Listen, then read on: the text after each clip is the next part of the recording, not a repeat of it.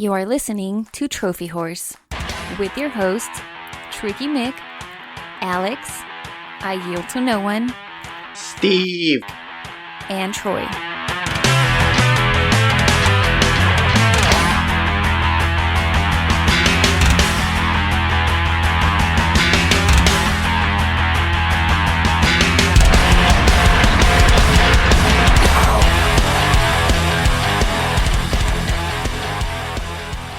Hello, everybody, and welcome to Trophy Wars. This is episode 354. I'm your host, Tricky Mick. Alongside with me, the man, the myth, and the legend. He's Alex. Dude, you fucked up the number. 354. No, not at all. So get the hell out of here. Dude, you fucked it up. How could you do that? Don't fuck with me. It's 354. Guys, did he fuck it up or not? I don't know. It says 354 on the dock. Yeah, like that's believable. With us, he brings the awesome every single week. I yield to no one. You're making me look right now. I can't follow that up. I'm here. The master of the dual screens, he's Steven Fontana. Yo, what up, everybody? I'm a little under the weather, so I apologize in advance. This is episode 354. Thank you. Why are you fucking with me, Alex? I don't know. It would have been nice if the co-host would have jumped in with me and... Because it's too easy, Tricky. That's why. You know, I had a rather shitty day, and then the day got really, really, really good, and now Alex is fucking with me. He's trying to rain on my parade. It's the ebbs and flows of life. The yin, the yang, you know? Balance. Did you bring your umbrella? Umbrella, Ella. All right. So Totally ignored me. I answered you. He said Ella, A. Wow, we're off to a good start. Hey, everybody, welcome to Trophy Wars.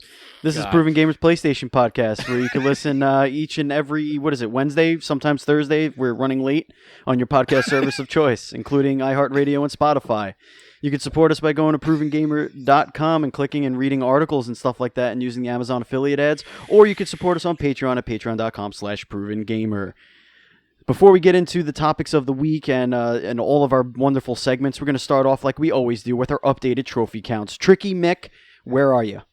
Level 36 total trophies of 9,204 with 93 platinums. Booyah. Alex, where are you at? Level 30, 6,622 total trophies and 98 platinums in 97 games. Yes, indeed. Yield. Yes. Tell us where you're at with your trophies. Oh, okay.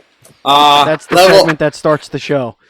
Well, really, because you started with housekeeping, so I figured we were done with the show. Steven likes to do things a little differently. I know. I like to let people know what they're listening to, and just in case it's first-time listeners and they hear us just saying nothing for the first 30 seconds of the show. Anyway, level 26, a trophy count of 53, 38, and 83 platinums. Beautifully done. I'm level 14, 1855 with 5 platinums, and Sid is level 32 with 7,390 trophies with 122 platinums. That's right, folks. If you remember correctly, he got 5 platinums in the span of a week.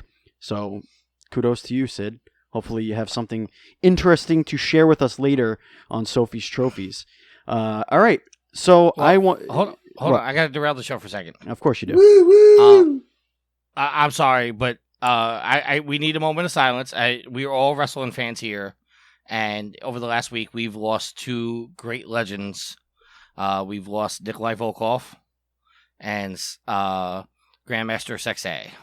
So we need that moment of silence to honor them. Yes, you're listening to Wrestling Whores. Turn it up!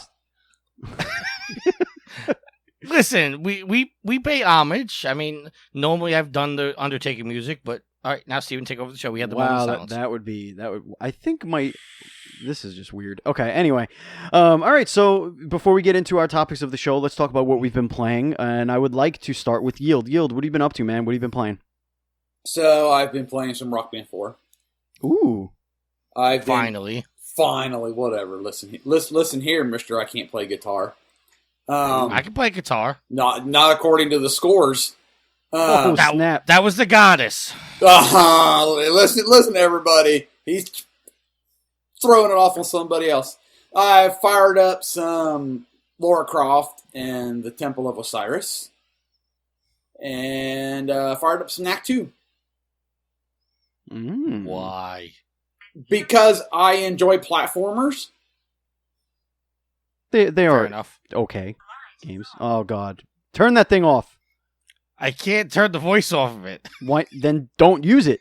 I didn't activate it. Not I didn't activate it. I have no idea why it's activated. Alex, I'm going to make this easy on you. I've been playing nothing this week. It's been way too crazy with my daughter's first birthday and family in town and all that other stuff. So what have you been playing, Alex?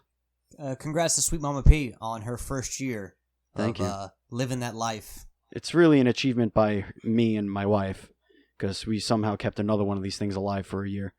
It's amazing. Champions. Experts. Gold medalist baby keeper alivers.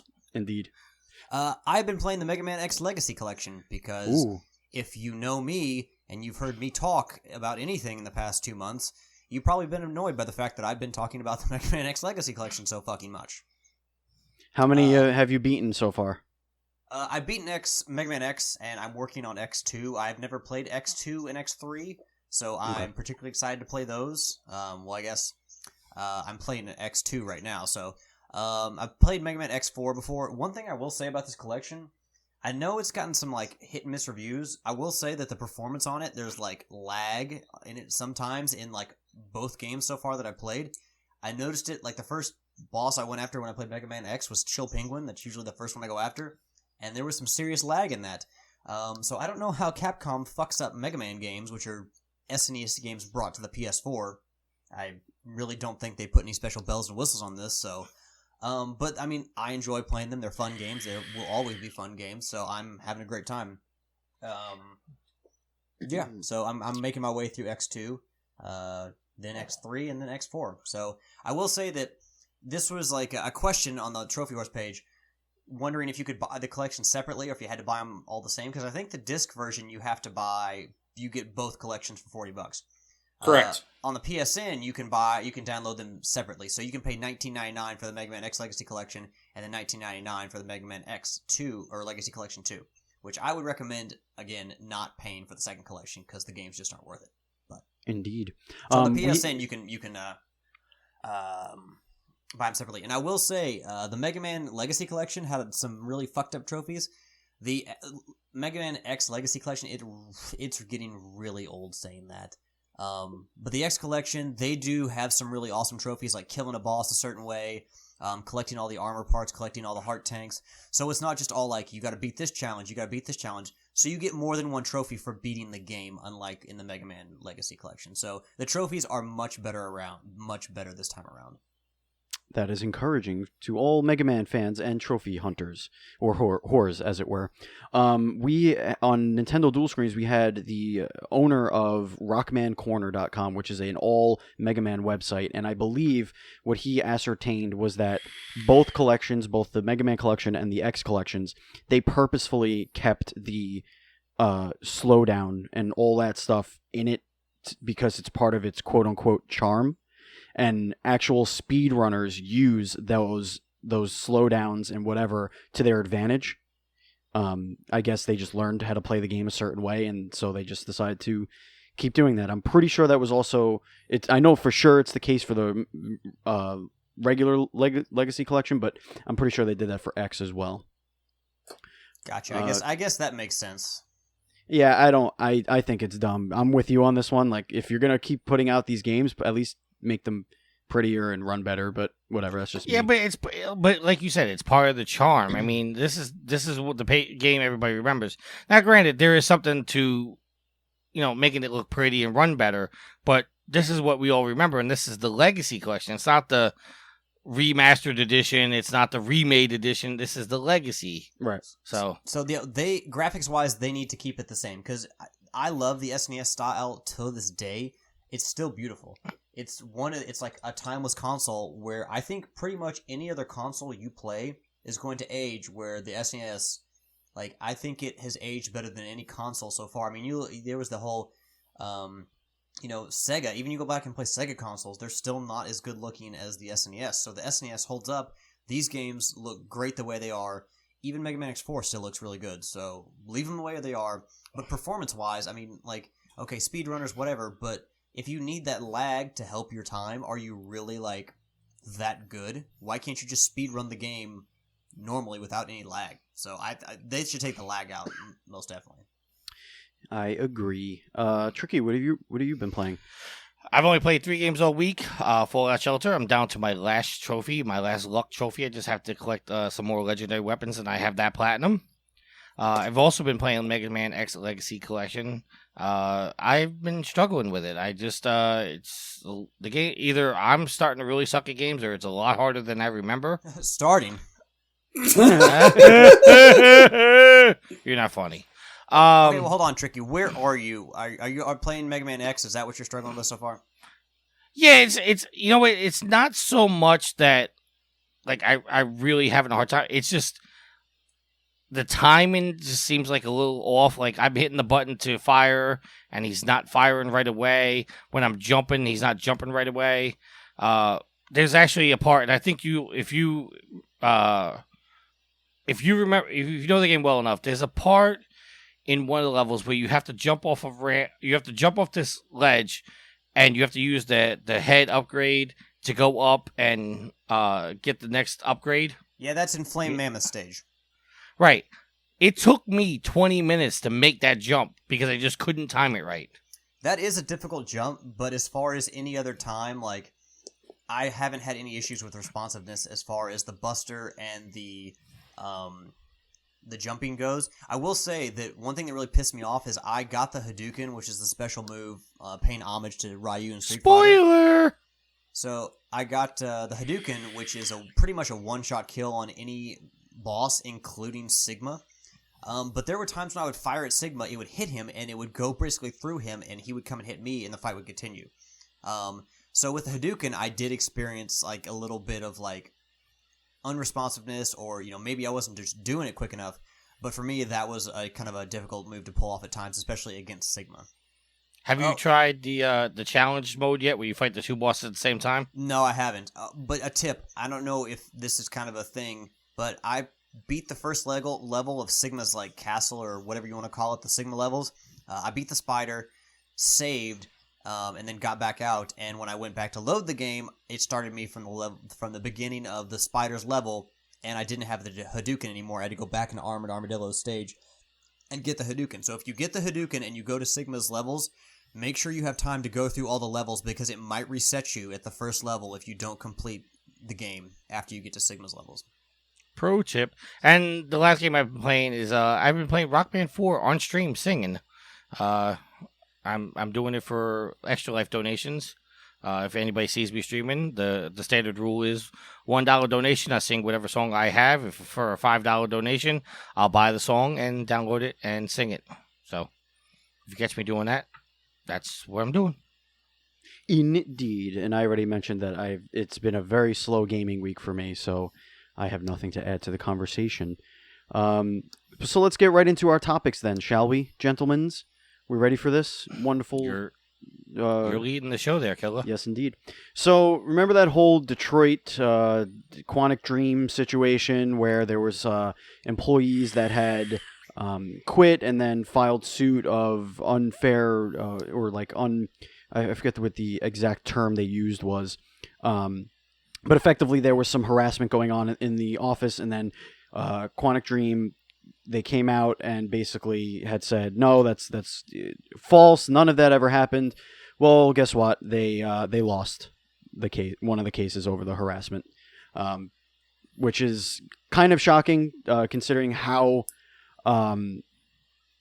adamant they were about denying that these allegations happened. Obviously, you have, I'm sure legal got involved. I'm sure Sony had something to say about it, but this is coming from Variety, just to give you a little bit of what the update is on this. So, Quantic Dream, they lost their court battle over employee complaints of harassment. The news was tweeted by a French journalist, Nicolas Turcev, I guess. quote, Quantic Dream lost a labor court suit against one of the employees. Against one of the employees at the heart of the photo montage affair from the beginning of the year. That was with there was drawings or whatever, just like collages made up, like really inappropriate of people who work photoshopped there. images. Yeah, it was like photoshopped images of like female employees doing not so nice things. Scrolling down a little bit here, David Cage, the founder of Quantum Dream, denied the allegations. Quote, "You want to talk homophobia? Work with Ellen Page, who is fighting for LGBT rights," Cage said in a statement to Le Monde. "You want to talk racism? We could work with Jesse Williams on civil rights in the USA. Judge my work." Obviously, the courts did not agree in this particular case, and that's where we stand now. So this thing is going to continue to unfold. I believe, it does not say it in this article, but I believe that a couple of other cases were already dismissed about this.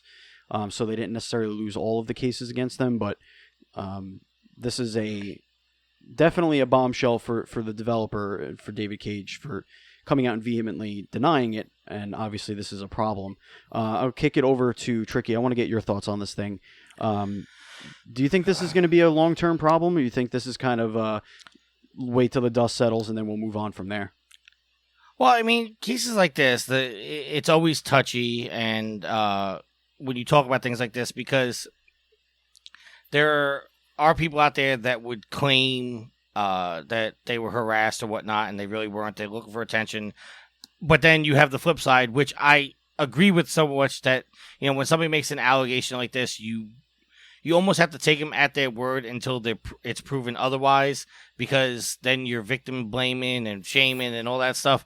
I mean, from what they're saying is that there was a photo montage, and that's what's really at the heart of the matter, and that's what caused people to be fired and whatnot. The images were apparently they were released. They were not put on Variety, and they said that some of the images may be graphic, not safe for work on these websites.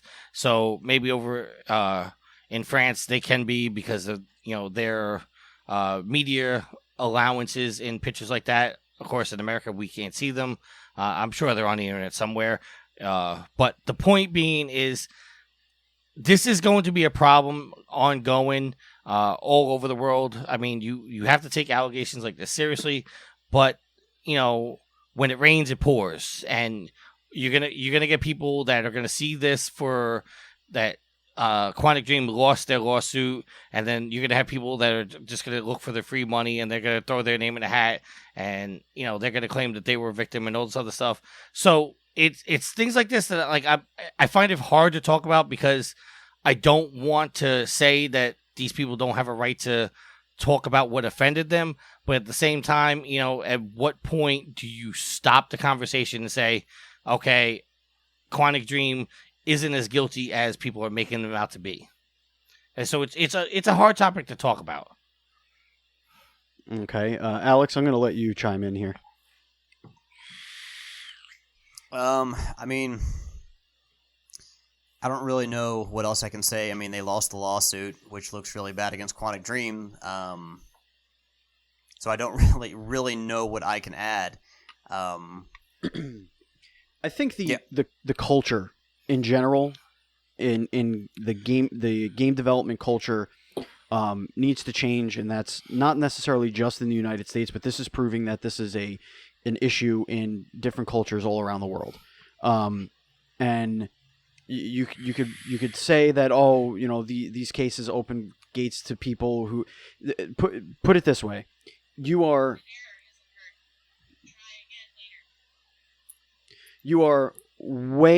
have a way higher percentage of a chance to prove somebody wrong, that something didn't happen to them, than you would to prove that they did. So when these things come around that somebody was proved that they did, it usually holds a little bit more weight. It's very easy to dismiss people's claims of harassment who weren't harassed. But we do have, in this culture, a very quick mob mentality, especially with the internet. So like any accusation blows up, much like the James Gunn thing and all that stuff. So, yeah, I wanted to talk about that for a second. Yeah, I mean, it's simple enough. Is somebody made a point to prove a conspiracy theory and used, 8, 9, 10-year-old tweets to prove his theory, in which those tweets don't really make any sense to prove his theory. But either way, it was a systematic attack at a person to try and prove a bonkers, off the wall, underground sex ring theory. The problem was that it is much easier to cut that person loose than it would be to prove that stuff didn't happen. And that's kind of, I think, the argument that Tricky's trying to make is that what happens in these situations is the bosses or the people at the heads of these companies it's quicker to get rid of the perceived problem than it would be to do that first than it would be to try and prove that person's innocence, because it's a PR disaster. And that stems from like I had said, the mob mentality of if one person doesn't like somebody, and they speak up, and it turns out those other people don't like that person, or they don't like that sect of people. For example, you get a lot of the James Gunn accusations came from a very specific publication. They came from a very specific, very, very right-wing, conservative, whatever publication. So right then and there, because of where it came from, there's a line in the sand. And when there's a line in the sand, there's people on one line in the sand that will blindly follow what that side says, and there's the other side that blindly follows the other side.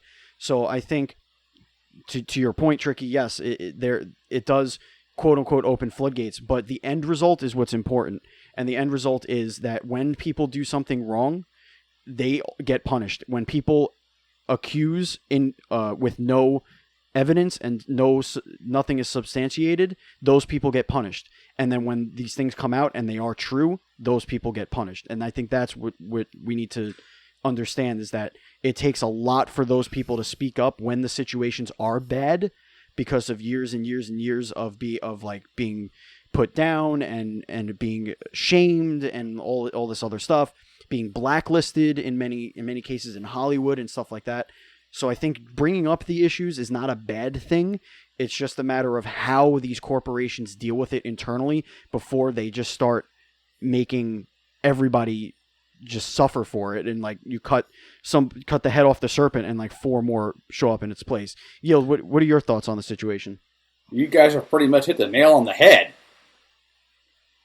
Well, that's good.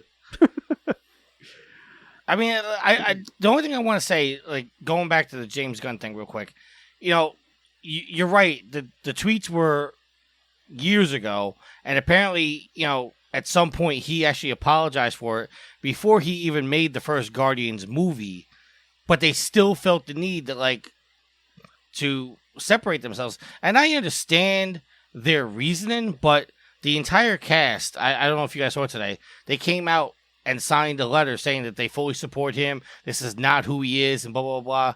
A lot of people say people can't change and whatnot, and I don't believe that. I believe people can change. People can, something that the Tricky. I'm sorry to cut you off, but I think there may be a misunderstanding, and this is what the big common misunderstanding is.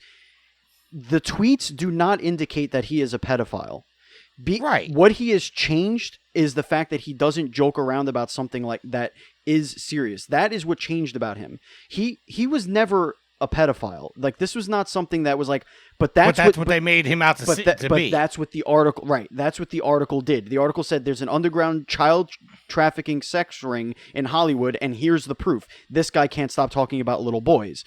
And he was like, no, that's not what that was about. It was me being an edgy comic, no worse than George Carlin and his crazy shit that he would say, right, or Chris Rock or whoever.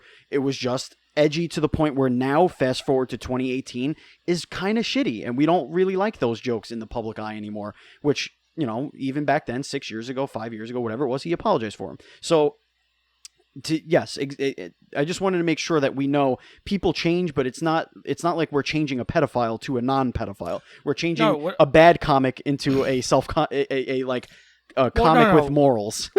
Okay.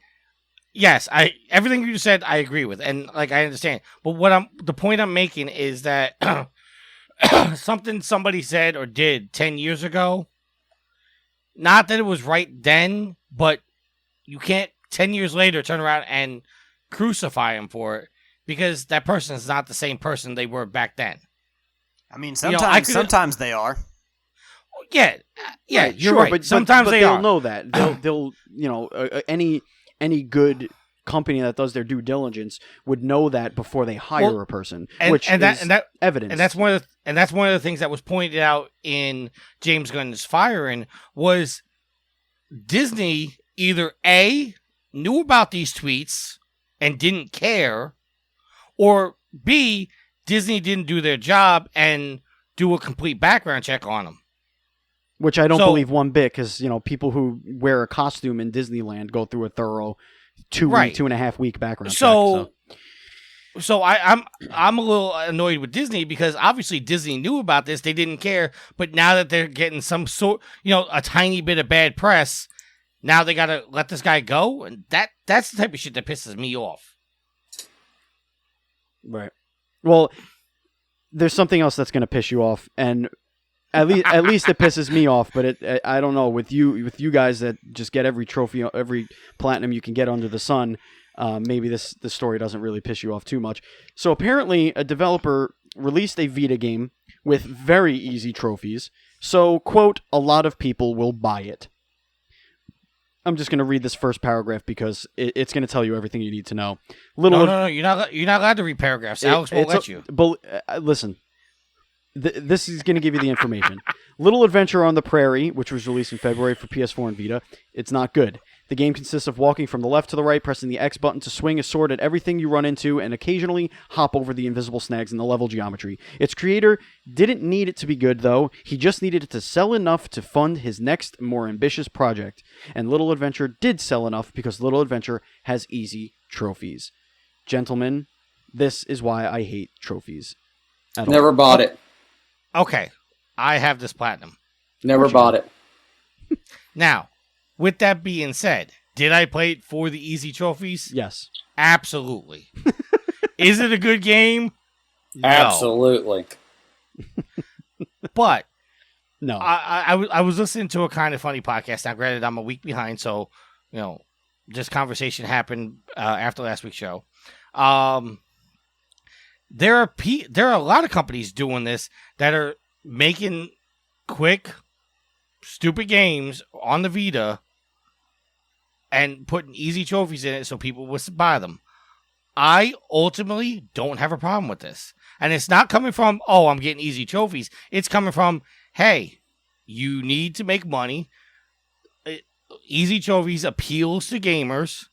It's being sold on the Vita, which essentially is trying to keep the Vita alive.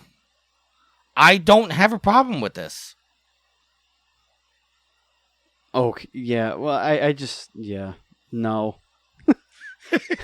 No. I mean, listen, it's not a good game in any way, shape, or form. Okay? I can't even try to justify it. It's a bad game. If your game would sell 1% of what it would normally sell if it didn't have trophies, if literally the only reason to own the game is for trophies, that's dirty. That's gross, in my opinion. Well, look at the what was it? The 1,000 images or game? Yes. The game that was pulled off the store. Yeah. That the developers of that game 5-star, 1,000 top rated. Right. They literally said they made that game solely for publicity for their website.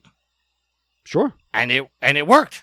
I think the problem with that game was that it was the same solution to every puzzle, so all you really needed to know was 3 solutions, and you could get all the trophies. If they had done the work and just made it a little bit more difficult, I'm okay with that game. I mean, it's not really a game. It's a little puzzle thing. It's fine. It is what it is. But the problem was that it was an easily solvable game, and once you did it once, you could do it all whatever it was times that you needed to do it. I think it was 20 times. Yeah, but look at like Hitman Go or Lara Croft Go. 5 minutes after that game was released, there was solutions on the internet of how to do every single thing and get every single trophy. Yeah, but they weren't all the same. That's the difference. No, they weren't all the same. But the point is that whatever whatever a developer needs to do to make money to get their next project off the ground, whether it be Kickstarter or selling Little Adventure on the Prairie on the Vita, I honestly I don't have a problem with it. Alex, you got a problem with it?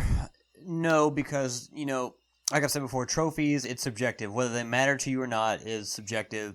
You don't have to buy this game. You don't have to have it in your inventory on your trophy list. So, and how many games out there are made with easy trophies to make them more appealing to people to buy them that people just don't come out and say like this person did. There are so many games out there, shitty games with, trophies, easy trophies. There are so many I guess highly ranked games that have easy trophies. So, quite frankly, why does it matter in the end?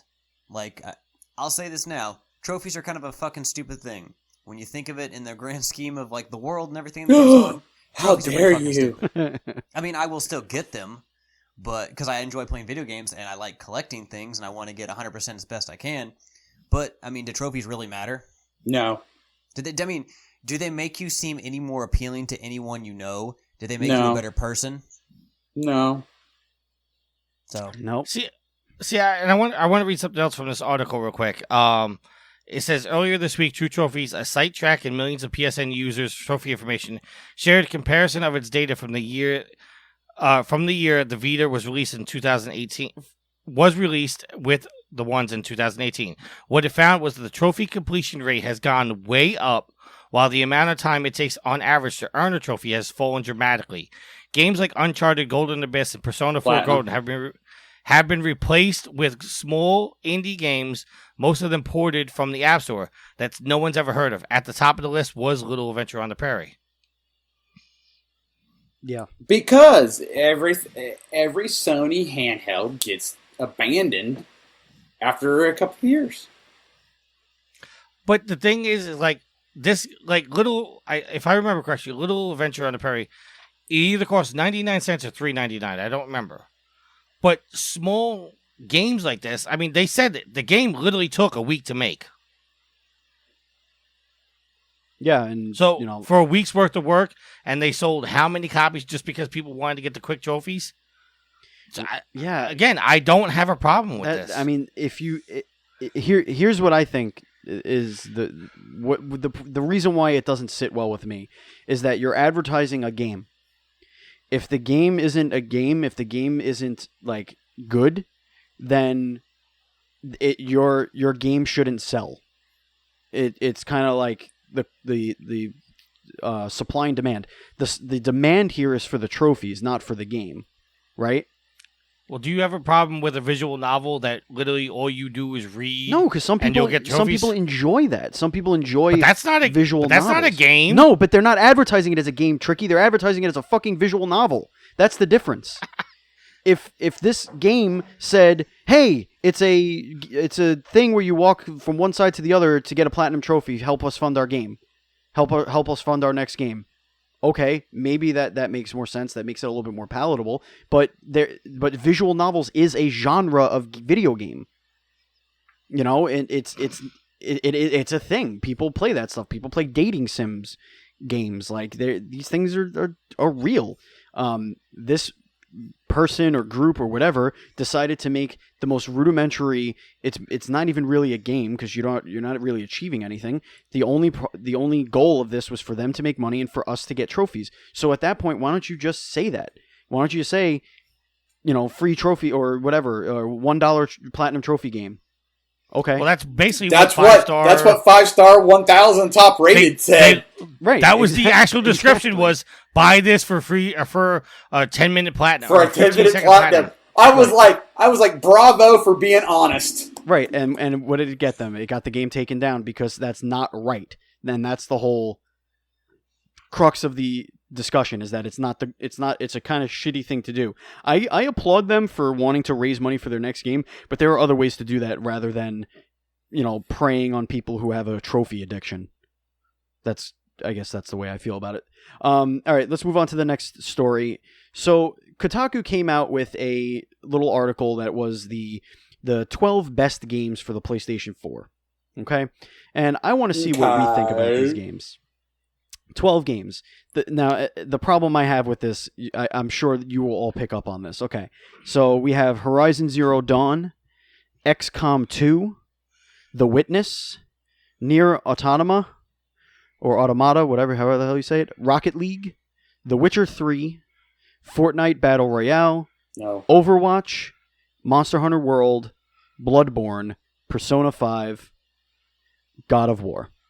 Those are your 12 games. Does anybody else have issues that only 4 of these are exclusives? Does that not bother anybody? I take issue with the fact that Bloodborne's on there. No, I mean, the game, okay. I understand why people like it, but that is not a well-designed game because you have to grind through the different areas of the city in order to beat the boss. No matter how good you are, you'll never be able to beat the boss in your first run. That's not good game design. I don't know, I'd be Cleric Beast on my first run. Okay, well, I'm talking. He's an optional boss. He's not like a main boss. I guess. Did you beat Father Gascoigne on your first try? No, it took me at least a dozen. I mean, but I didn't level up beforehand. I would just keep going after him. But do you feel like that, like having to grind, like not just grind to get money to buy things, but do you think that's good game design when you have to grind and fight the same enemies over and over again just to get strong enough to fight a boss? I mean, it's part of the role playing genre, right? I mean, you have a problem with it in Final Fantasy? I mean, yes. If I have a problem with it in Bloodborne, I have a problem with it because I think it should be skill based. Well, Final Fantasy is skill-based, but you still have to level up your characters to be able to withstand the fight. Then make the areas of the city bigger and give you more enemies to fight to get your XP up to where you're not having to go through the same sections over and over and over again.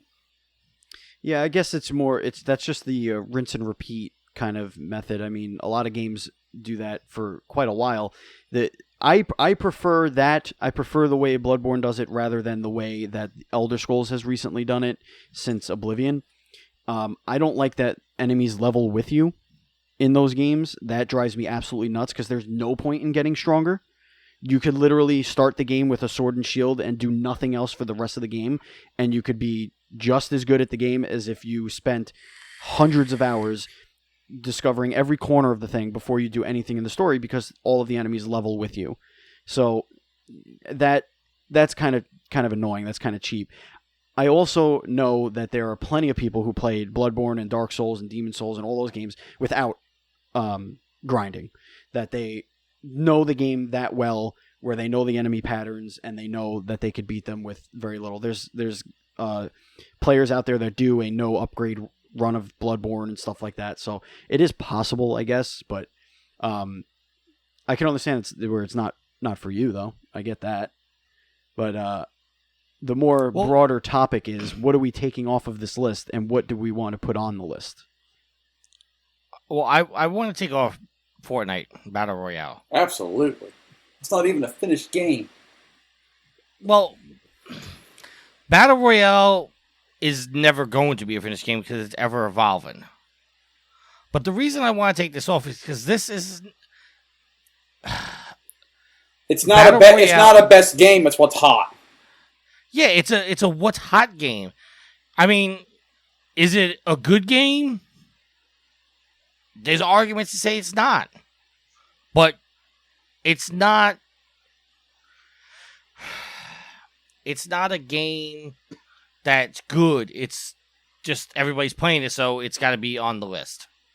Well, the point of this list is that if you're going to go buy a PS4 right now, these are the 12 games you should be playing. These are the ones that you should put on your system. I take a different approach to this list. I'm not necessarily putting games on the list that are for everybody. Like, I don't want to try and get, you have XCOM for if you like strategy games, and you have this if you like that. If I'm going to put anything on a list of, like, if my best friend buys a PS4 tomorrow and he has played no games, I don't think The Witness is on that list. I don't think, I don't think Fortnite is on that list because you can play Fortnite anywhere. I even don't think Overwatch is on that list. Let me I just looked at this list again. Not that, okay, my fanboyism is going to come out here, but there's no Uncharted and no Last of Us on this list. Exactly. You could possibly make an argument for Uncharted 4. Last of Us was PS3, so let's leave remasters out of it. But the point is what Steven was just saying. If somebody was to buy a PlayStation 4 right now, and just for argument's sake, this is their first PlayStation console ever, Last of Us has to be on this list.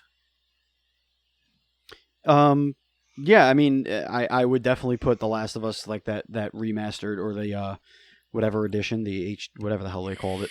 I think that deserves to be on here. There's no Metal Gear 5 on here, which I know a lot of people love. Absolutely. Which I know isn't an exclusive, but at the same time, but some of these aren't exclusives. Right. No, most of them aren't. Only 4 of them are exclusive. I just think I think there are better options here, gentlemen. I don't know. I totally agree. It's hard to beat Horizon though. Well, yeah. I mean, Horizon's a staple. Horizon and God of War bookending this list, I think, is perfect. Go ahead. God of War absolutely should be on this. Oh yeah, absolutely.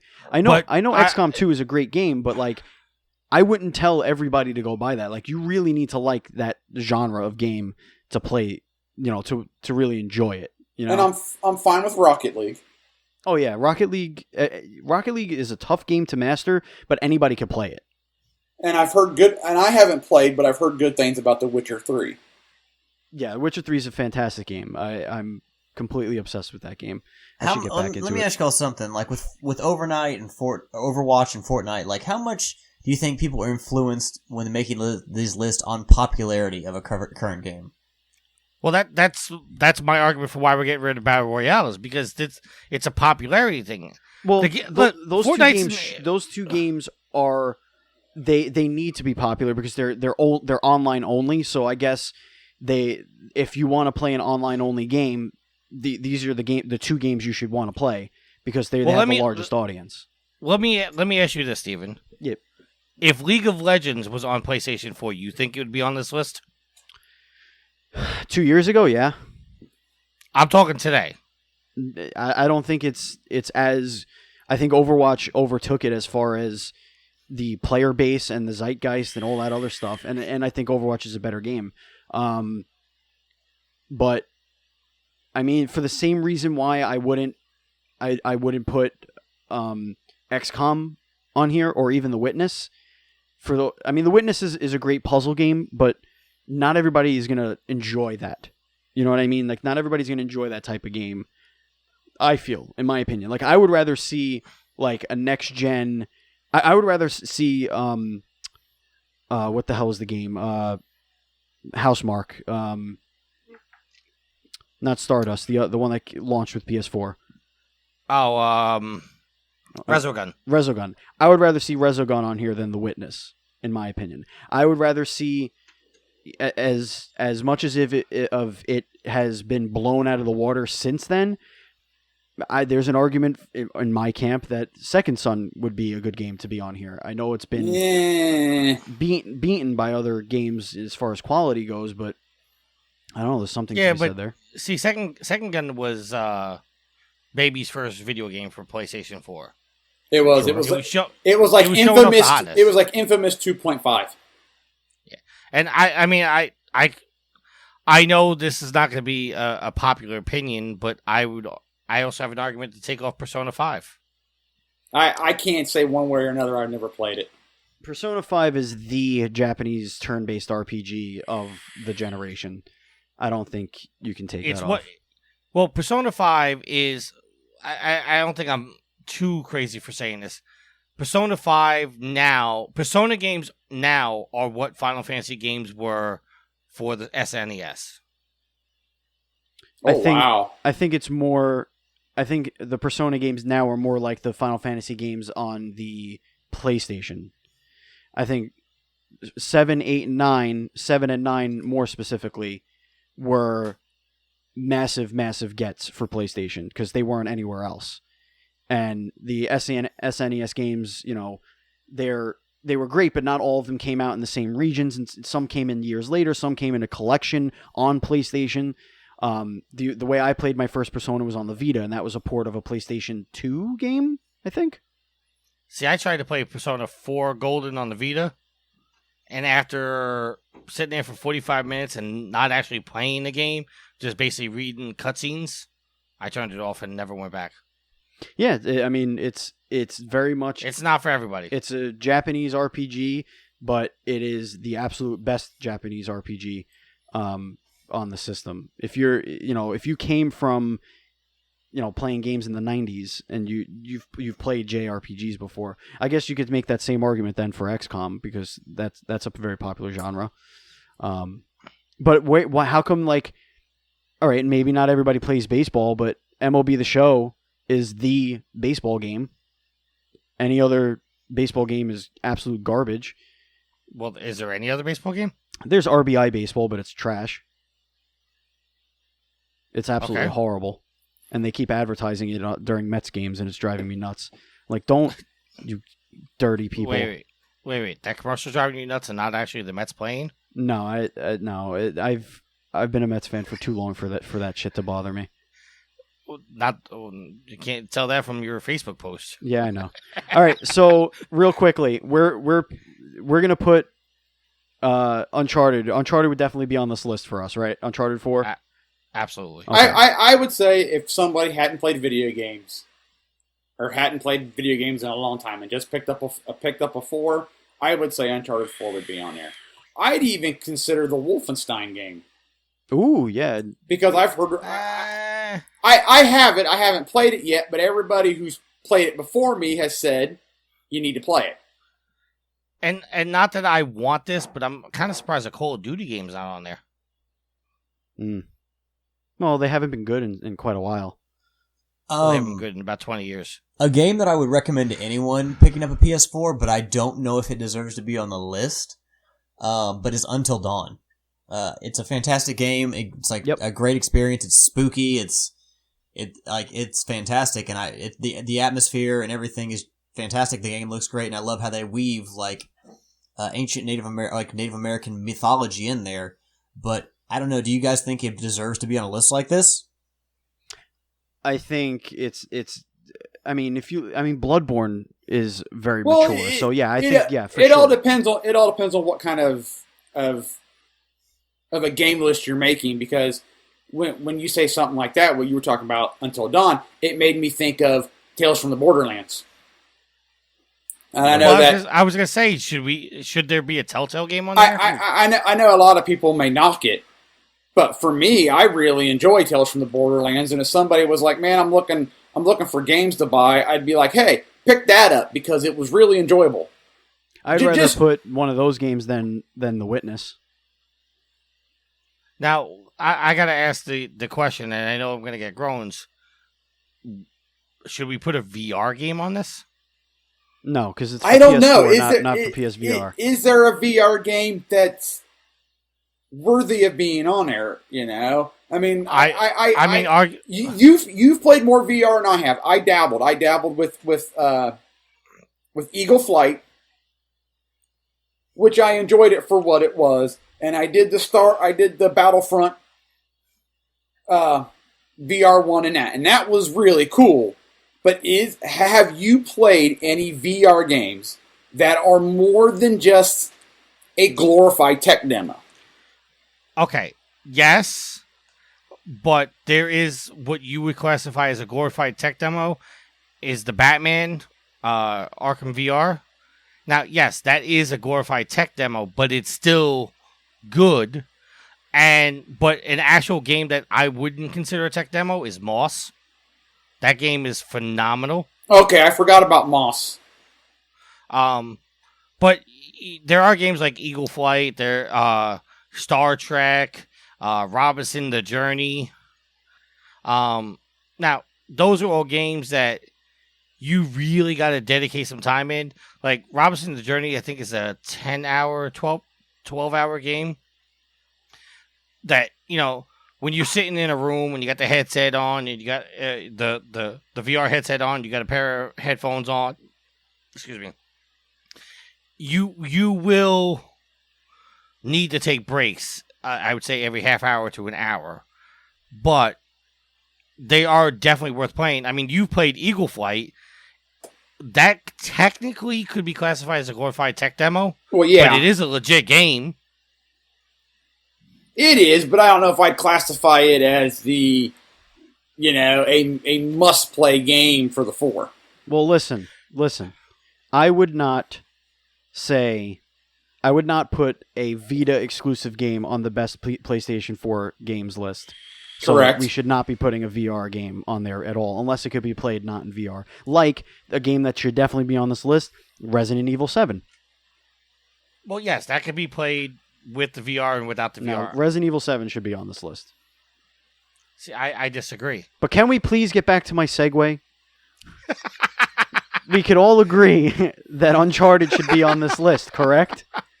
Yes. Speaking of Uncharted, remember that Nathan Fillion garbage that we were arguing about a couple of weeks ago that you put up those teaser things? Well, it was a YouTube video. It was a 14-minute, basically a fan film starring Nathan Fillion and Sugar. What's the guy's name? So the one who he was going to play Cable, and then he lost the part to Josh Brolin. What the hell's his name? I have no idea who you're talking about. I'll come up with it, but I'm gonna kick it to you guys. What did you think of it? What did you think of the movie? Okay, first of all, I gotta kick this off. That thing was fucking fantastic. I agree. And I gotta say this before anybody else steals my glory. When he jumped out of that window and he went into the gunfight, and they shot that entire thing as if you were playing the game, I stood up and cheered because that shit was fucking fantastic. A little cheesy, but it was definitely cool. Well, it wasn't cheesy at all. Even in the that was done to excellence. Even in the beginning, the camera shots for a fan film made it felt like it was a feature film. Yeah. How they were cut away. I said on social media, forget whatever Sony's planning. Let's kickstart this movie. Hell yeah. Stephen Lang was the actor I was thinking of. He plays Sully. Let me ask you this: do you think Deadpool style that this was this guy's audition to say, "Hey, fuck whatever you got doing, let me make the Uncharted movie"? I absolutely hope so. I think it was more along the lines of, okay, I'm not going to get to make the Uncharted movie, so I'm going to make this instead, and. But he got Nathan Fillion to sign on to it. That's sure. That's something. I think Nathan Fillion had a lot to do with it. I think Nathan Fillion was one of those people that was like, well, if I can't play the guy, for the big movie, I'm going to do this, and I'm going to get my fix, and it's going to be great. Yeah, he actually did an interview where he said, "I still haven't even been asked to do it." Yep. It was can be taken the other way and say, "Why didn't you go audition for it?" But because they don't give the part to people with AARP cards.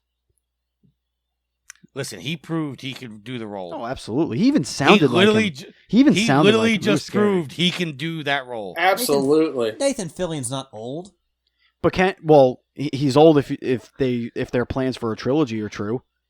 He'll be pushing 60. If they're trying to franchise this, trying to franchise this, he's too old by the time he gets to the last movie. But don't franchise it. Well, they already said they're going to, so I mean, you can't throw that money away. Yeah, you can. Unless they just film them back to young back to back. They could just do that. And you got Spider-Man, what's his name? Tom Holland. Tom Holland. Yeah. You could just... I like him. Yeah. He's playing young Drake. Yeah. I mean, I still think that movie's going to get canceled. It's just weird. It's a strange thing to, like, why start with young Drake? Like, all I gotta say is, if they do come out with this Uncharted movie, there needs to be a cameo by Nolan North. There needs to be a cameo by everybody. Well, everybody may be pushing it, but Nolan North definitely has to make a cameo. Well, absolutely. Like Stan Lee style. You could just use Nolan North for the nameless grunts that Nate mows down. He just plays all of the guys getting killed. He could do all those voices. Yeah, exactly. So yeah, we're sad that we were wrong and that it wasn't him revealing that he's playing the part and all that stuff. But we got a really cool movie out of it, and I have a funny feeling, Tricky, and we could bookmark it now on this episode 354. I have a funny feeling they're going to make a lot more of these little movies. I think this is going to be a thing that they're going to do on YouTube.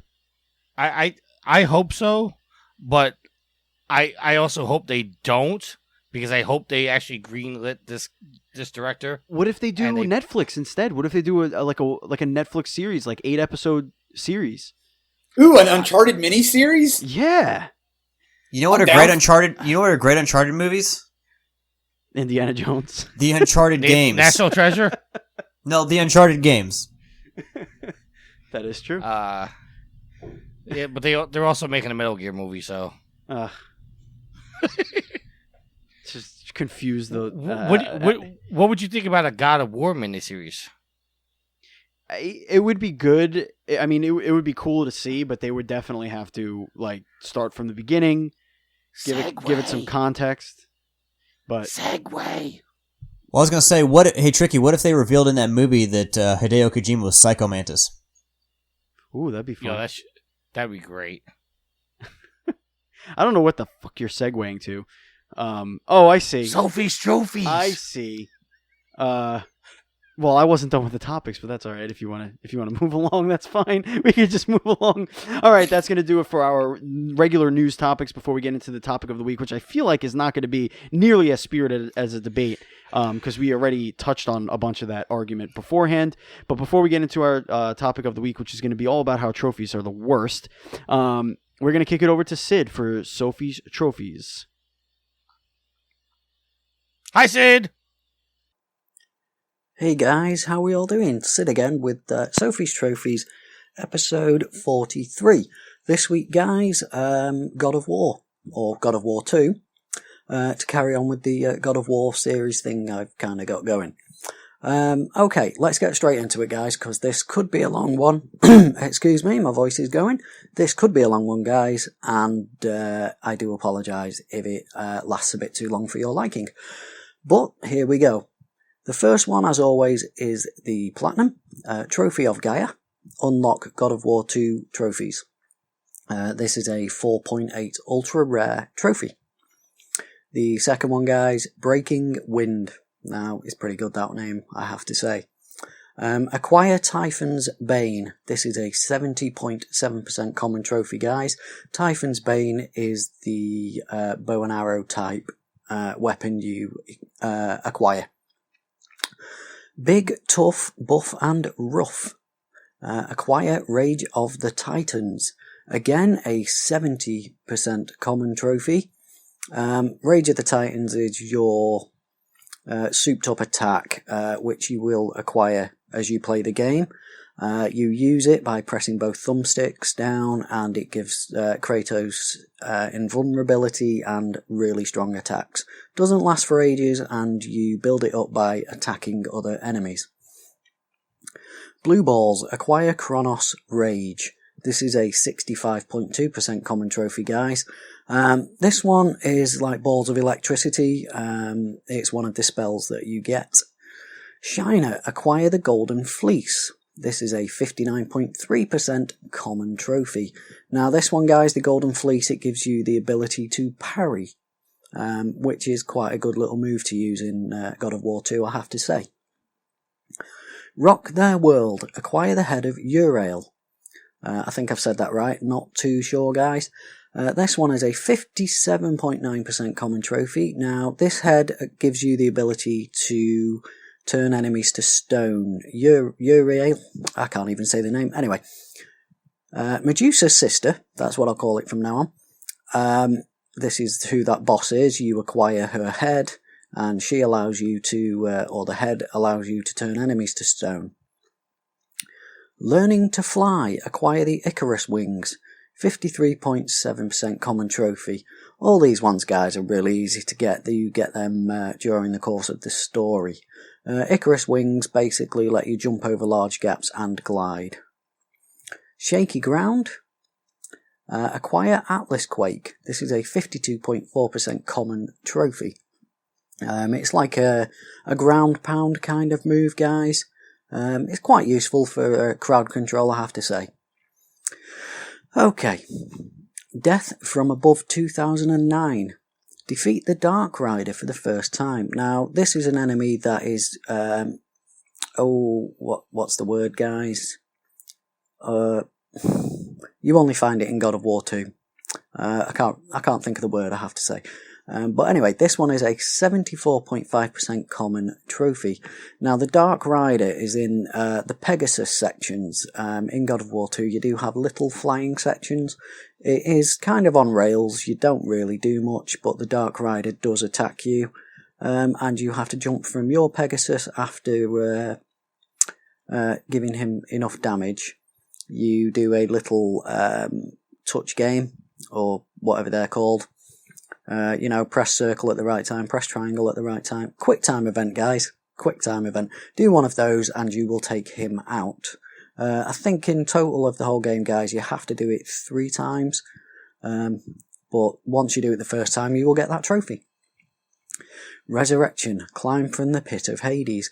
Again, Kratos ends up in Hades and you have to get out. I think this one is only a small little section in Hades at the beginning of the game. Quick story beat in this one. Kratos is killed by Zeus after fighting the Colossus of Rhodes, which is a pretty good boss fight, guys, I have to say. Once you do that, you will end up in Hades. You have to climb up a wall with loads of arms coming out of it. Take down the arms and climb out. It's right at the start of the game. This one is a 77.1% common trophy. Rock Hard. Defeat the Titan Minotaur inside Atlas. Now, very common trophy again, guys. 53.2%. Again, most of these are story related.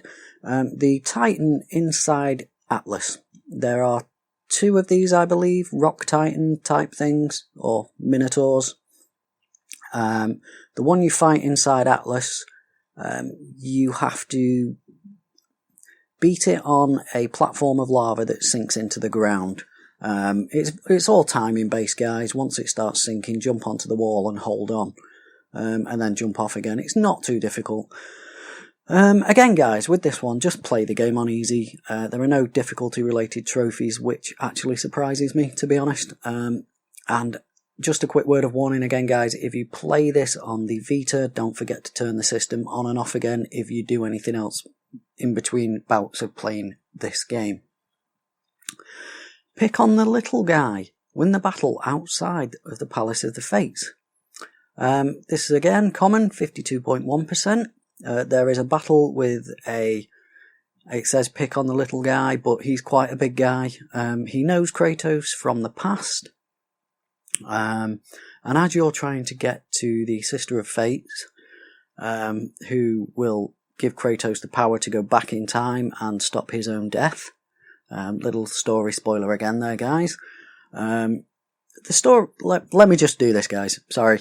The story in God of War 2, I have to say, is a damn sight better than God of War 1. Kratos starts out, he's a god.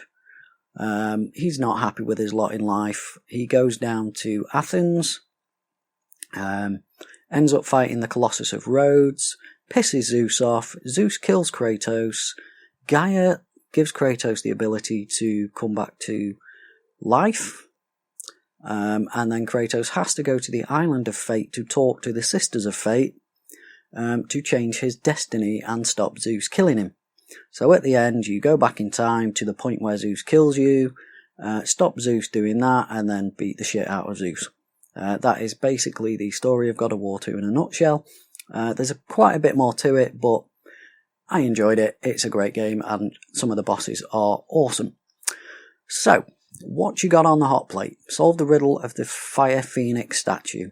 Again, story related. 50.6% common trophy. An easy one to do, just solve that puzzle. I'm not going to give you any hints on that one, guys. Whip it good. Whip the steeds of time. 64.6% common trophy. With this one, guys, easy enough. You play the Steeds of Time level, which you're jumping about on some very big horses, and you have to get them moving to pull the Island of Fate closer to you. Lift with your knees. Topple the temple in the Bog of the Forgotten. 59.9% common trophy. This one, guys, there is a temple, as the title suggests. You've got to work your way around and find a block to be able to put it onto the edge of the temple to give it some weight, which makes it easier for you to lift from the other side. Swinger, cross the collapsing grapple bridge, a 54.0% common trophy. This one, guys, now, I had a bit of trouble with this one on the Vita. Never had any trouble with it on the PS2 version or the PS3. I don't know why, but with the Vita it can be quite awkward. There is a big section where you have to make timed jumps and timed swings across a big valley type area with a collapsing bridge. It's easy enough to do, guys, and if you do have trouble with it, just look it up. There is one jump that can be a little bit tricky, but get across there and that trophy will pop. Now we're getting to some of the less common trophies here, guys. Stoner, stone and shatter 30 enemies. That is a rare trophy, 20.7% rarity. Easy enough, guys.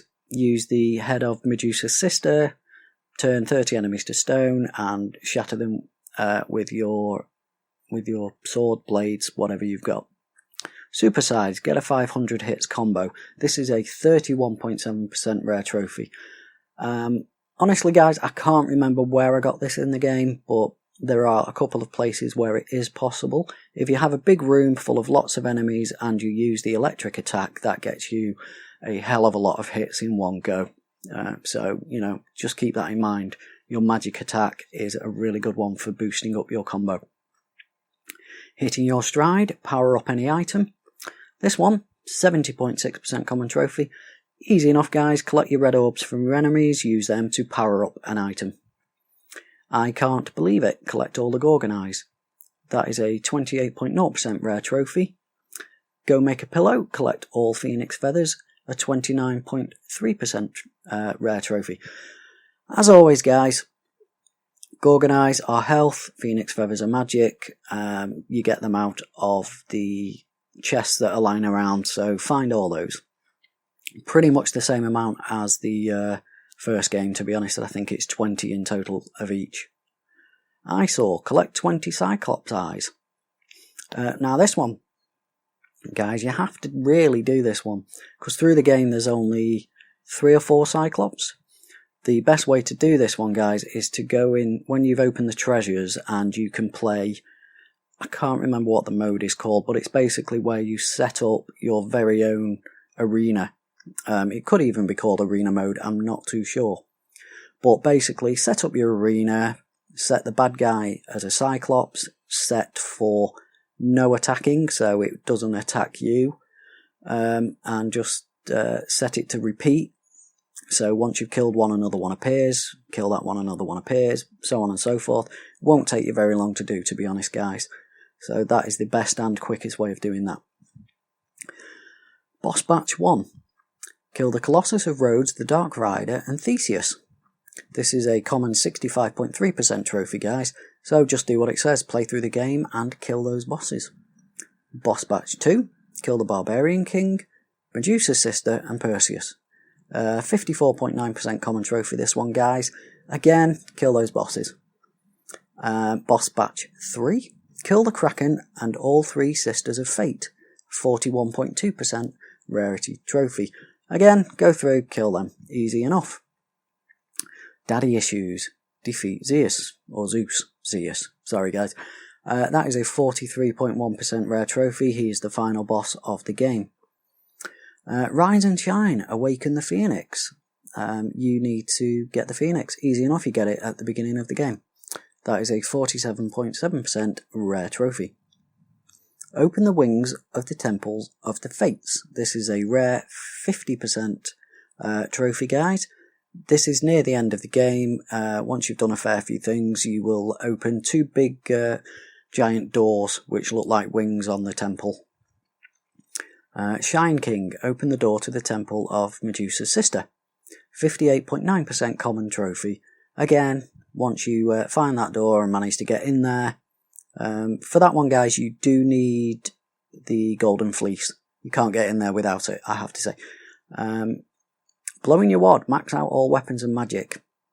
16.5% rare trophy. So, just keep playing the game till you've got enough orbs to max everything out.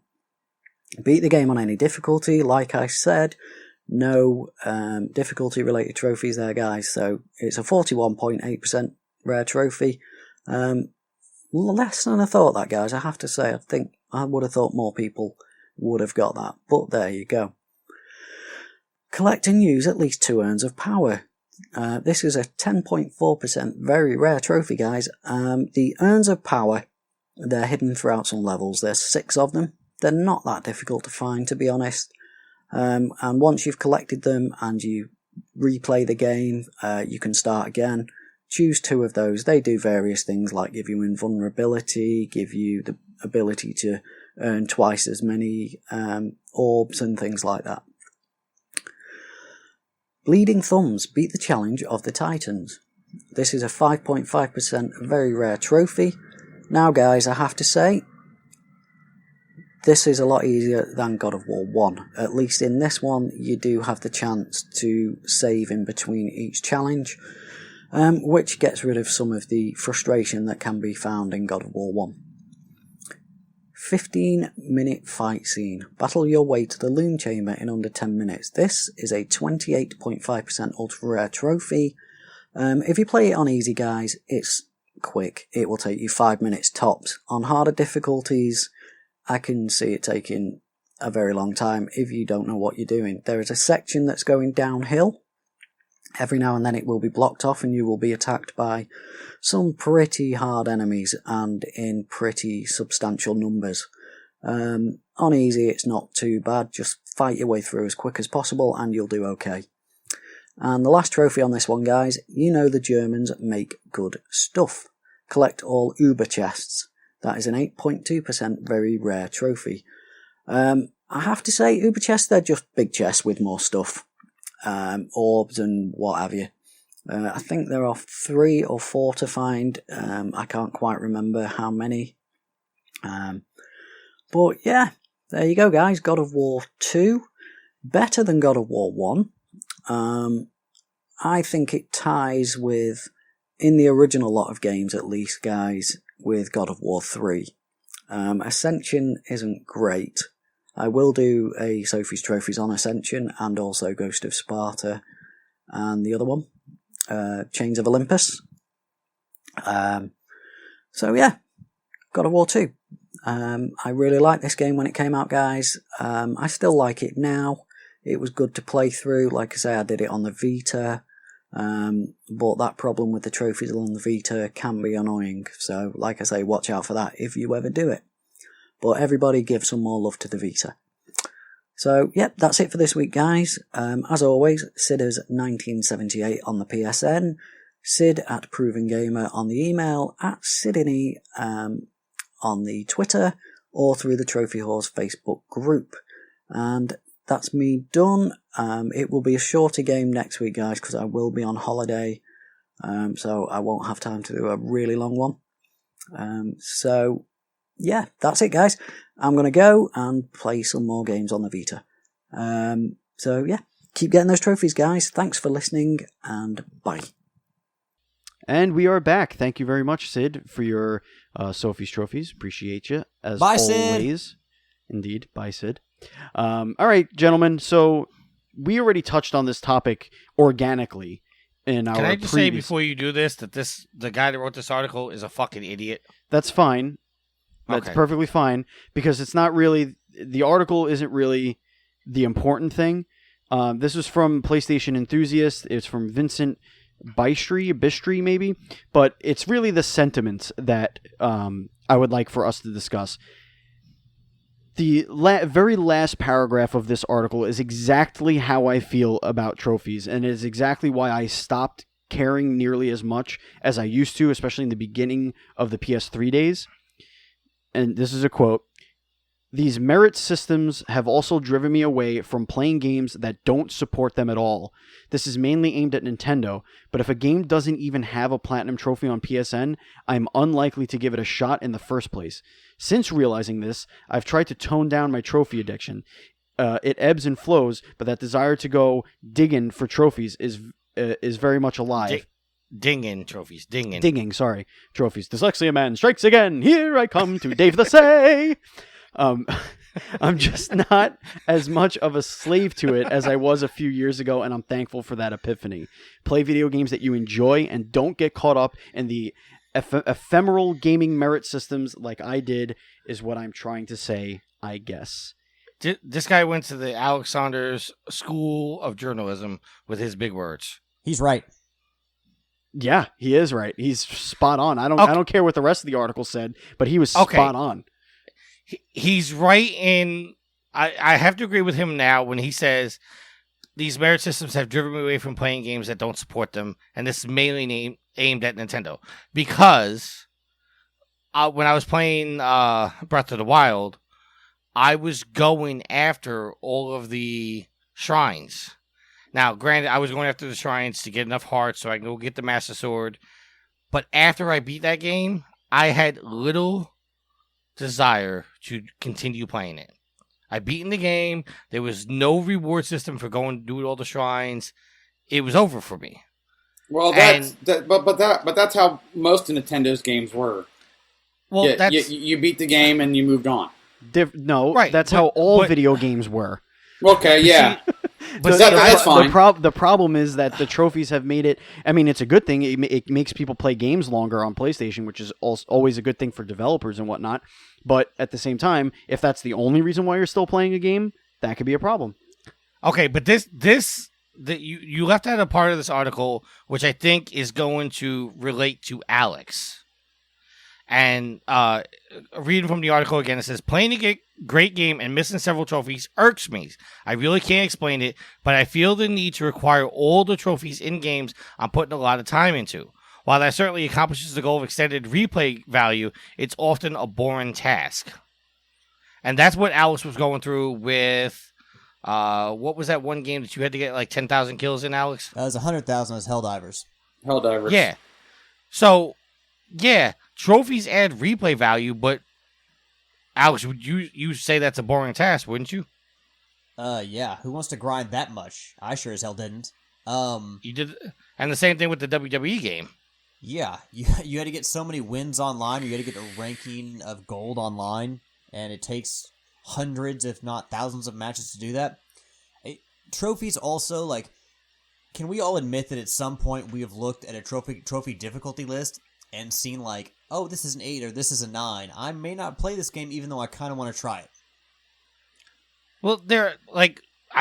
Yes and no. Truth be told, I, to this day, have not played Heavenly Sword because it doesn't have trophies.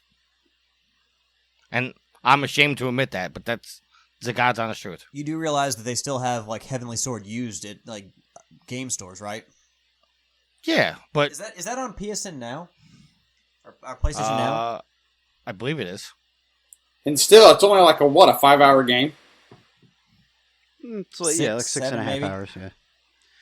I mean, that's a game I've always wanted to try, but I literally never went back to play it because I want to play games that got trophies in it. There's some kind of achievement system in it. You know what the original achievement system was? Beating the game. Beating the game. Exactly. I know. I don't get, like, why do you need to have achievements?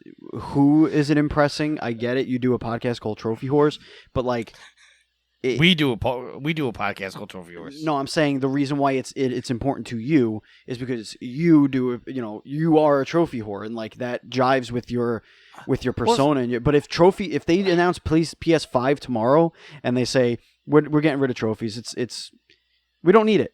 We don't need trophies. What are you going to do? You're going to probably die. That's probably going to be the end of trophies. No. I would probably complain initially, but it would just take something getting used to. Just like trophies took something to get used to. I mean, honestly, I'd play through a game, I'd beat it, and I'd be like, okay, that was cool. and I'd move on to the next game. Now with platinums and all the trophies, if there are games that I feel that I can get all the trophies, then yeah, I go back and I play it on the harder difficulties and I try to get all the hard trophies. But there are some games that I play and I'm like, I'm not getting that platinum. I'm not grinding through the online or whatever. I'm just going to play the game. I'll get the trophies I can get and I'm just going to enjoy the game. I'm waiting for the day when Sony reveals that they're going to get rid of all of our PSN accounts and get rid of trophies, and the entire world just blows up. Hold on. I will say, I do want to say that. Well, shit. What was I going to say now? Trophies, like, no matter how many platinum trophies you get, it's never enough. So it's almost like a drug. Like, you get a trophy, but then, like, it's like, well, what's next? It's never just kind of enough. You're never sated. So you're continually going after trophies, buying new games. So it's almost like a drug in that way, and it probably stimulates some of the same reactions in the brain as drugs do. I think one of my basic problems with trophies is that I have seen it. I've seen this scenario more often than I've seen the converse, which is people continue to play mediocre or bad games because they want to get the platinum trophy, rather than people who don't care about trophies decide, hey, I'm going to play this great game a little bit more because I want to get that platinum trophy. I see that the bad part of that way more often. I mean, it's none of my business. You want to use your time in that way, that's fine. But I've seen it take over lives where they're like, oh, I gotta get through, whatever the fuck, any game, Black or whatever, not Black. What was the name of that game? Shit. What was the name of that dump game on PS3? Not Hive, Haze.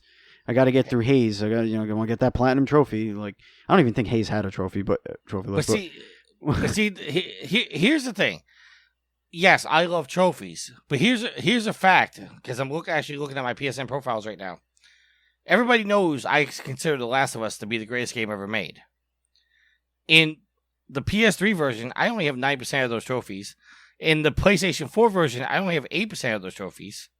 Like, yeah, trophies are something I go after, but if you guys remember, when I was playing God of War, I said I'm probably not getting this platinum because I don't want to play the frustrating part of this to earn a trophy and sour my experience. And then I wound up getting the platinum because I was able to do it.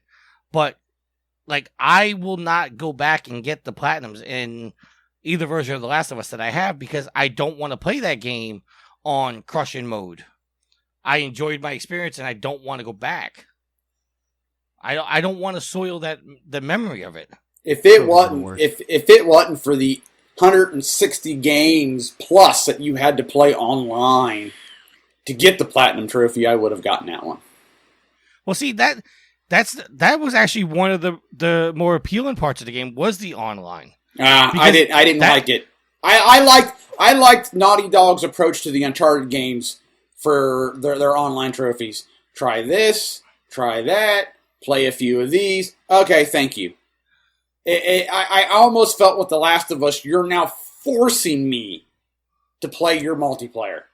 But it wasn't a bad multiplayer. It wasn't something they just tacked on. They actually put real content in it, and it made it fun. So, like, I really don't like, the grinding trophies, I hate those. I really appreciate, though, like, the clever trophies that, like, are nods back to things that you knew as a kid and maybe remember. Like, for instance, in the Mega Man X Legacy Collection, there are 2 trophies in the first game. You have to cut off Flame Mammoth's trunk, and you have to knock Armored Armadillo's shell off. Neither one are hard, but they're nice throwbacks to win, like little, like, secret things you might have found while playing the game the first time through. And I think those are clever, and I appreciate clever trophies more than I do, like, play this game for 10,000 hours and get this gold trophy. Well, if you guys remember, if you ever got the platinum in Deadpool, the platinum name for that game was literally, okay, you can go trade it in the game now. Yeah, that was awesome. Hmm. All right. I mean, listen. Trophies are the worst, and it's okay. They're a necessary evil. Actually, no. Achievements are the worst. Trophies aren't bad, and I've said this before. There are some trophies like Alex is describing that are a real pain in the ass to go get. But overall, I like trophies because it forces you to play the game in a manner that you may not have ever thought to play it in, and it adds an aspect to the game. Whether you like it or not, that aspect is a different story. But if there's a trophy for sniping a guy on one knee from 100 yards away, it teaches you the aspect of how to play that game in a different way, where if you were a run and gunner, this is actually teaching you to do it a little stealthier. And maybe you see the game in a different way. And that aspect about trophies, I like.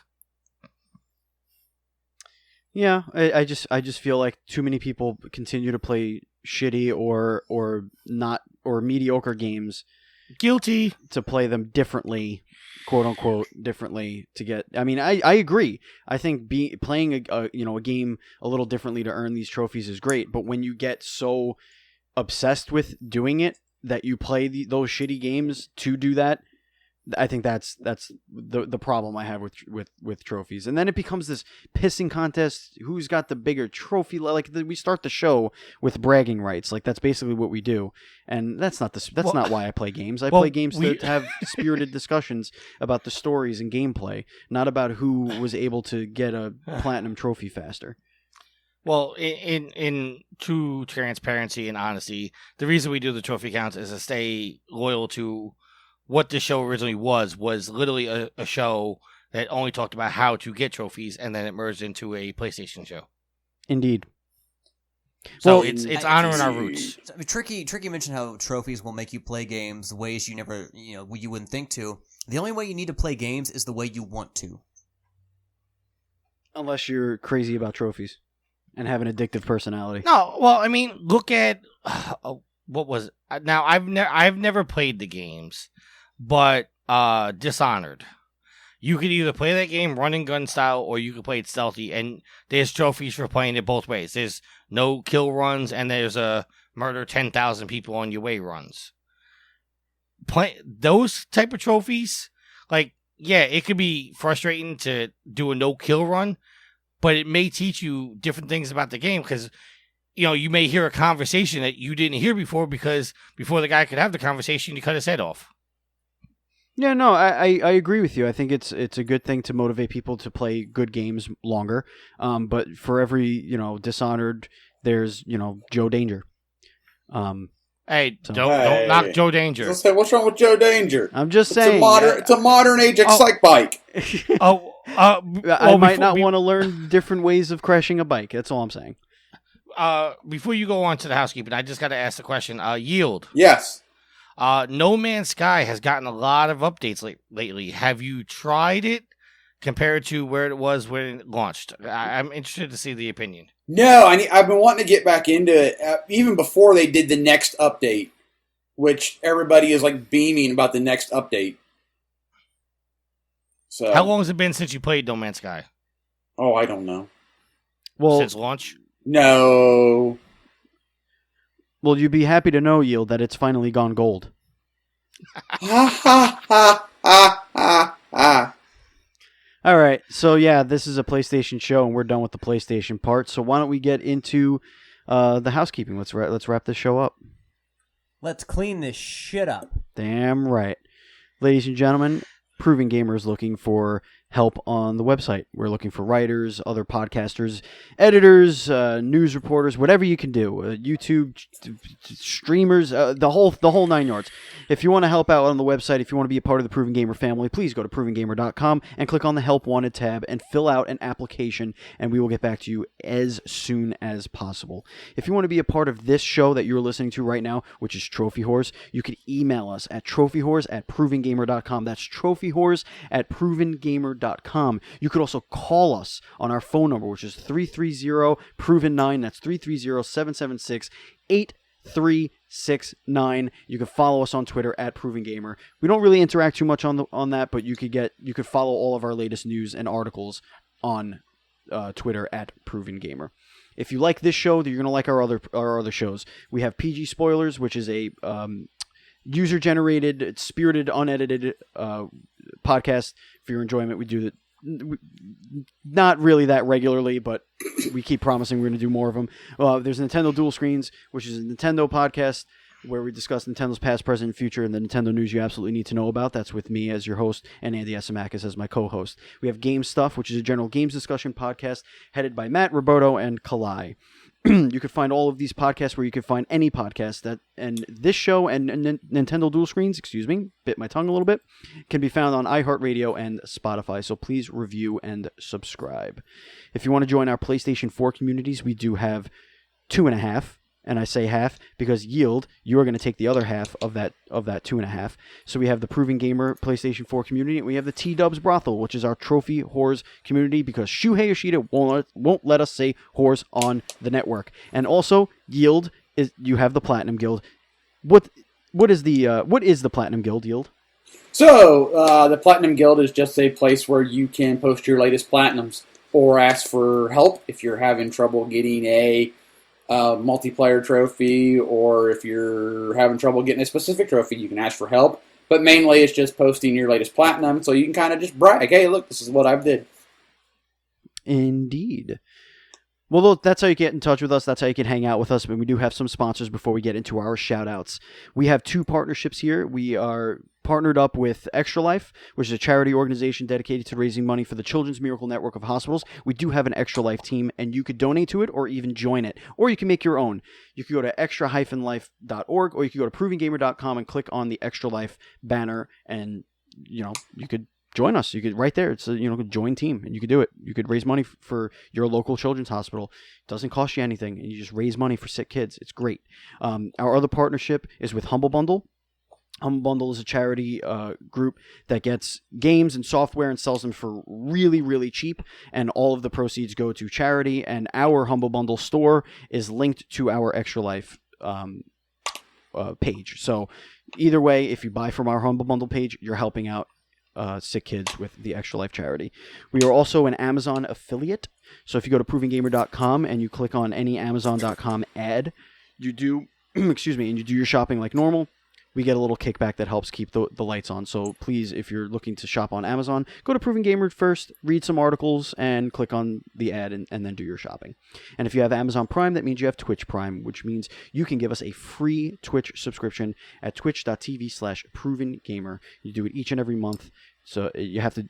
We try and send out reminders, but we suck at it. So we're getting better, right, Tricky? No, I'm very good at it. We're getting better. Somebody that I know, Steven, just doesn't like to sub every month on time. Well, yeah, you're not wrong. Every month I hit up Steven and go, hey, Steven, it's Twitch time. He's like, no, I got 2 more days. Sometimes it doesn't let me do it on the day. Like, I have to wait a couple of days. Anyway, yeah, you could support us at twitch.tv/provengamer. And now it's going to bring us to our shout-outs. And we are going to start with Yield. Yield, shout them out. So, shout out, as always, to the pimps and the madams of the whoredom for listening, downloading, spreading everything that is Proven Gamer and Trophy Horrors. Thank you very much. A shout out to Alex, Steven, and Tricky for recording on a Monday of all days. And I think that'll do it this week. All right, Alex. All right. Well, first of all, as usual, I want to thank the fans, the listeners. Thank you all for spending some time with us every week and being the fuel to the fire that is Trophy Whores. Without you all, this show would not be on Spotify. This show would not be on iHeartRadio. And we would not have done this 354 times now. Well, we haven't all done this 354 times, but the show as a whole would not have been around for 354 episodes. So thank you all very much. We cannot, there's no way we can possibly express our gratitude. Give a shout out to the fellas here tonight. All of us together in one place. It's a rarity these days, but hey, we can make it happen. Tricky, Ben, and government names! Yield, and of course, Mr. Fontana, who was one half of the amazing Last Name podcast with Andy Asimakis. You're still doing the government names. Oh, whatever. He said Andy Asimakis. I was talking about Mr. Fontana. He doesn't care. I don't care. I know he doesn't care. I'm just busting your chops. Shout out to Sweet Mama P on her first birthday. And and Mr. Fontana and his wife for getting her to that year. Indeed. And in 3 weeks, my son turns 3, so I somehow got another one of these things to make it. So it's great. Very nice. I also want to give a shout out to Ashley and I went to a concert over the weekend in Indy, and we saw Shinedown and Godsmack live, and I gotta say, both bands put on a fantastic show. Shinedown being my favorite band in the world. I was finally glad to get to see them. And like I said, both bands put on a great show. And I want to give that'll bleed into my shout for Ashley, my love, who actually, when I missed the chance to go see Shinedown in Lexington, she looked up the next time that they would be around town and found out I was going to be in Indianapolis. So she started the process of buying tickets to go see the show. So it's because of her I got to go see my favorite band. So thank you very much, honey. I love you very much. Oh. Okay. Before I kick it to Tricky and you'll do your shout out and close the show, I want to piggyback off of Alex's. Alex, funny story. When my wife was a huge One Direction fan, I don't know why, but she was, and she had tickets. She had tickets to go see them at I think it was MetLife Stadium, and we got pregnant and then wound up moving to Colorado. And so she had to sell her ticket. So I did something very similar to what Ashley did, and that was that I purchased tickets to the closest show to where we had moved to, which was in Kansas City. So from Denver, Colorado, we drove 8.5 hours to Kansas City to go see One Direction. It was an absolutely miserable evening, only because the show that was supposed to start at 7:30 started at 11. Because of parking was such a disaster. The lots were backed up all the way down the highway. Anyway, my shout outs to my wife, who is out with her mother, who's visiting us. Shout out to my mother-in-law. Thank you for supporting me always in everything that I do, and I really appreciate it. Thank you, listeners, for listening this long. Believe it or not, this is actually a shorter show than we normally do. I'm actually quite impressed. But as I kick it to Tricky, I know what his abilities are. I know what he can do, and we're at an hour and 20. I have no doubt in my mind this is going to an hour and 45. So, Tricky, with that being said, do your shout out and close out the show. I'm actually going to surprise you and just do one shout out this week. I don't believe you. I want proof. Just one shout out. That's going to take him 30 minutes. Nope. I want to give a shout out to the goddess, a.k.a. the future Mrs. Miller. So if there's nothing else, until next week, happy trophy hunting. Save your last words, then read on me this. Save your last words. Save your last words, then read on me this. Save your last words, then read on me this. Save your last words, then read on me this. Save your last words, then read on me this. The theme song is Venus by the band Even off their album Zenith. Permission granted by the band and 12 Stone Records. You can find them on Facebook by going to www.facebook.com/evenphilippines.